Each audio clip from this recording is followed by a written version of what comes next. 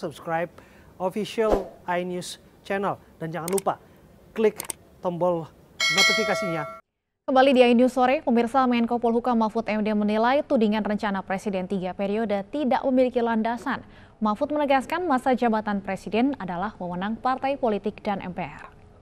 Yang kedua, soal jabatan Presiden 3 periode itu urusan partai politik dan MPR ya. Di kabinet tidak pernah bicara yang kayak gitu, bukan bidangnya. Itu urusan partai politik, mau enggak. Kalau Pak Jokowi yang saya dengar, dan saya kira saudara punya juga beritanya, kalau ada orang-orang mendorong Pak Jokowi menjadi presiden lagi, kata Pak Jokowi ini, itu hanya dua alasannya. Satu, ingin menjerumuskan, dua, ingin menjilat. Itu kan kata Pak Jokowi. Jadi jangan diseret-seret ke sini, urusan itu diskusinya MPR dan di parpol-parpol lah.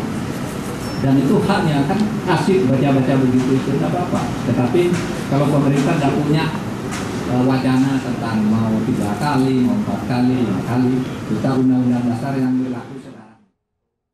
Kami lanjutkan dialog, masih bersama kami Hidayat Nur Wahid, Wakil Ketua MPR Fraksi PKS, Fajrul Rahman, juru bicara Presiden, dan Zainal Arifin Mokhtar, pakar hukum tata negara. Saya ke Pak Zainal. Pak Zainal tadi mengutip pernyataan Pak Mahfud, wacana Presiden 3 periode adalah urusan parpol dan MPR, bukan pemerintah. Jadi bagaimana Pak? Sebenarnya apakah Anda melihatnya amandemen Undang-Undang Dasar 45 ini mungkin untuk dilakukan? Iya, saya terpaksa agak singkat betul ya, karena saya 17-15 sudah ada janji dengan orang lain gitu. Tapi yang pertama, jelas saja saya mau bilang bahwa kalau urusan amandemen, jelas itu urusan partai. Karena di dalam Undang-Undang Dasar mengatakan perubahan itu adalah diusulkan oleh anggota DPR, kurang-kurangnya sepertiga. Dan kemudian bukan berarti kan partai secara keseluruhan ya, karena sebenarnya kita bicara juga soal partisipasi publik pasti dia nantinya. Nah, cuma yang menarik saya yakin bahwa tidak ada asap kalau tidak ada api sebenarnya ya, karena kita ingat pertama yang banyak bicara soal ini salah satu waktu itu adalah Pak Bambang Susatyo di bulan November atau bulan Desember 2019, dan sekarang beliau menjadi ketua MPR. Yang kedua, kalau kita lihat pembicaraan beberapa pihak MPR, walaupun saya tadi menyambut klarifikasi dari Pak Hidayat Nur Wahid ya, tapi beberapa belakangan ini kan menguat kembali diskusi-diskusi publik mengundang pakar untuk bicara soal amandemen. Itu dilakukan oleh MPR. Nah, yang selalu dikhawatirkan adalah kalau tiba-tiba agenda itu membesar, lalu kemudian ikut serta berbagai agenda lain. Yang ketiga, saya sih menganggap bahwa isu amandemen ini adalah isu ya yang sampai saat ini masih sering dibicarakan oleh teman-teman di pendukung koalisi Pak Presiden Jokowi sendiri.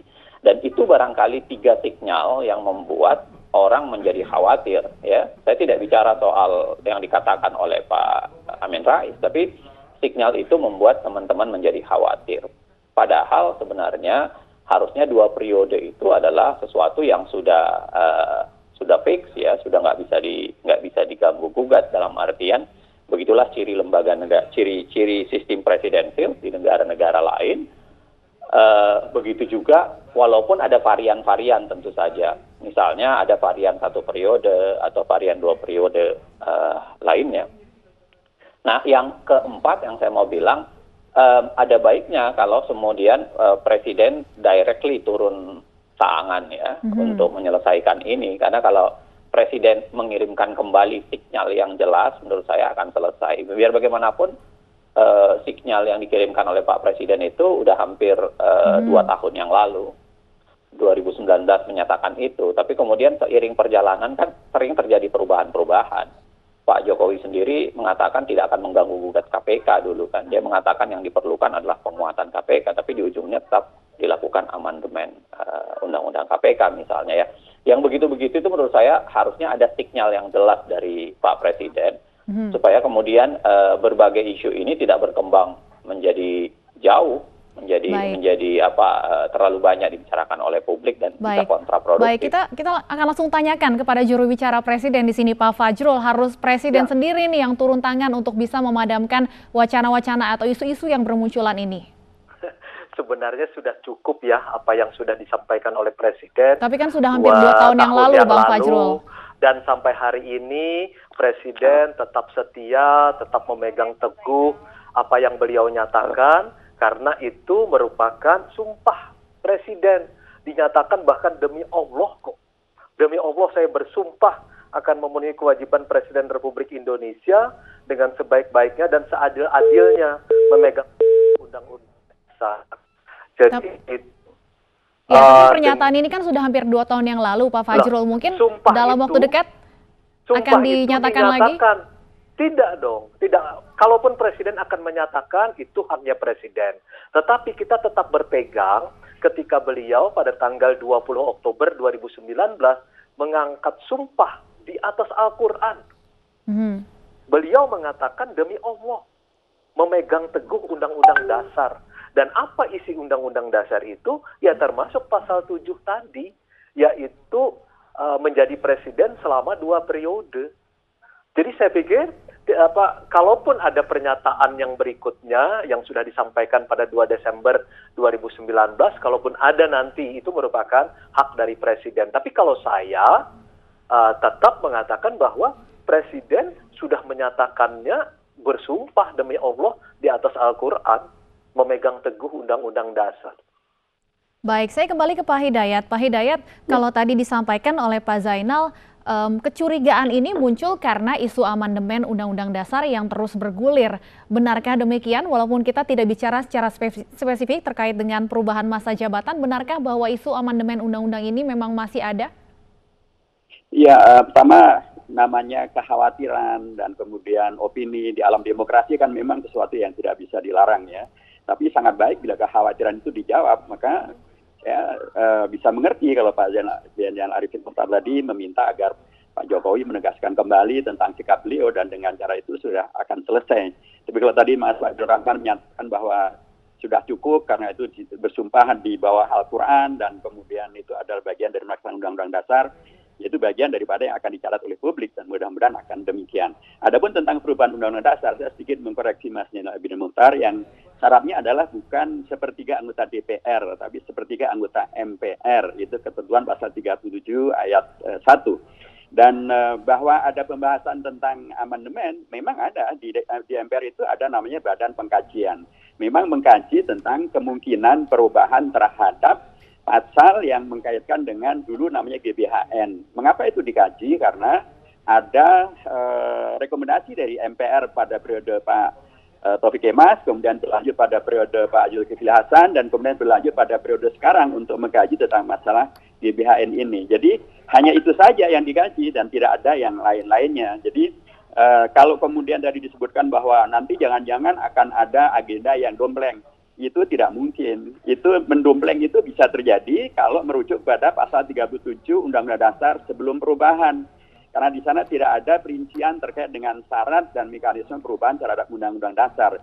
Kalau yang sekarang itu sangat rinci sekali di pasal 37 ayat 1, ayat 2, ayat 3, ayat 4. Itu sangat rinci sekali tentang bagaimana perubahan terhadap undang-undang dilaksanakan. Jadi tidak bisa satu usulan kemudian dompleng di tengah jalan, kemudian terjadi perubahan Undang-Undang Dasar. Saya nyatakan tidak bisa. Karena saya pernah melakukan mengelola hal ini pada waktu saya menjadi ketua MPR tahun periode 2004-2009, itu tidak mungkin dan memang tidak dimungkinkan, sehingga kemudian di usulan amandemen itu malah kemudian semuanya digugurkan. Jadi saya ingin menegaskan kembali bahwa amandemen terhadap Undang-Undang Dasar ini memang terbuka dan dibuka, tetapi harus memenuhi syarat-syaratnya. Dan sampai hari ini tidak ada yang memenuhi syarat dan tidak ada yang mengusulkan.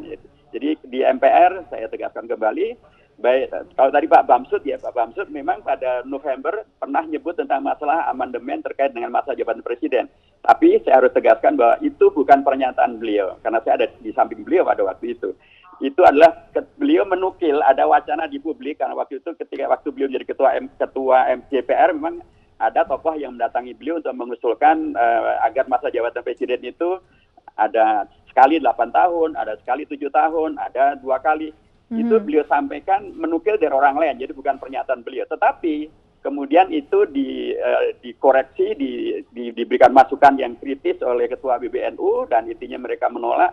Dan setelah itu tidak ada lagi pembahasan dari Pak Bambang Susatyo yang menyampaikan tentang usulan ini. Jadi Pak Bambang Susatyo bahkan terakhir tadi saya sampaikan, beliau menegaskan kembali sikap MPR yang taat kepada Undang-Undang Dasar, yang tidak ada wacana untuk mengamandemen Undang-Undang Dasar untuk menambah masa jabatan Presiden menjadi 3 periode. Kalau tadi sikap MPR, saya ingin tanyakan juga Pak Hidayat, sikap PKS sendiri seperti apa? Karena ada beberapa partai politik yang mendukung sebenarnya wacana Presiden 3 periode.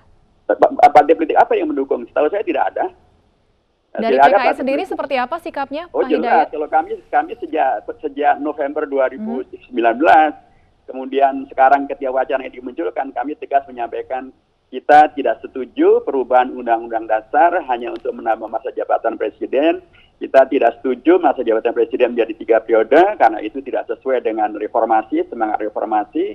Dan sampai hari ini sekali lagi tidak ada perubahan terhadap Undang-Undang Dasar, usulan perubahan terhadap Undang-Undang Dasar. Yang kami usulkan justru adalah perubahan terhadap Undang-Undang tentang pemilu, agar pemilu 2024 itu betul-betul lebih berkualitas, lebih demokratis, supaya menghadirkan pemilu yang lebih berkualitas dan lebih demokratis, termasuk pilkadanya. Itu yang kami usulkan, perubahan terhadap Undang-Undang tentang pemilu, agar menghadirkan pilpres yang lebih berkualitas, dan juga pileg yang lebih berkualitas, dan pilkada yang lebih berkualitas. Bukan perubahan Undang-Undang Dasar untuk menambah masa jabatan Presiden menjadi 3 periode. Dan seperti yang disampaikan oleh Pak Fajrul tadi, ya, saya sering selalu menyampaikan, sekalipun ada beragam katakanlah kontroversi, tapi dibahas di Jawa itu ada satu ungkapan yang sangat populer, yang sangat dikaitkan dengan para pemimpin. Ungkapannya adalah sabdo pandito ratu tan keno walawali. Pernyataan Presiden dan pernyataan para tokoh-tokoh itu tidak boleh bolak-balik. Jadi sekali Pak Jokowi sudah menyatakan demikian pada tanggal 2 Desember 2019, ya itulah yang harusnya beliau pegangi, beliau jaga, karena itu bagian dari legasi beliau. Saya kira beliau ingin husnul khotimah dan tidak ingin meninggalkan masalah. Baik, terakhir Pak Fajrul, kalau tadi disampaikan Pak Hidayat, usulan ini kan dari luar, bukan dari MPR sendiri, tidak ada suara-suara untuk mengamandemen UUD 45. Artinya apa yang akan dilakukan oleh pemerintah ke depannya untuk memastikan isu ini tidak berkembang semakin liar?